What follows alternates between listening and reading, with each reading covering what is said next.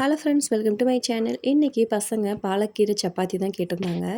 So பாலக்கீரையை வச்சு சப்பாத்தி, பூரி, தென் வந்து paneer masala ready பண்ணிவிட்டு லஞ்சுக்கு அதையே பேக் பண்ணியாச்சு. ஸ்நாக்ஸுக்கு வந்து மேங்கோ, ஆப்பிள், கோவா எல்லாமே ஒன்று ஒன்று இருந்தது. ஸோ எல்லாத்துலேயும் ஒவ்வொரு பீஸ் வச்சு கொடுத்து விட்டாச்சு. தென் வந்து ஃப்ரெஞ்ச் ஃப்ரை வந்து சூப்பர் மார்க்கெட்டில் வாங்கியிருந்தேன். ஒன் டைம் ட்ரை பண்ணி பார்க்கலாம் அப்படின்னு சொல்லிட்டு. நோ ஆடட் ப்ரிசர்வேட்டிவ் அப்படிங்கிற மாதிரிலாம் போட்டிருந்தாங்க. சரி ஓகேன்ட்டு வாங்கிட்டு அதை ஒரு நாள் ஃப்ரை பண்ணினோம்.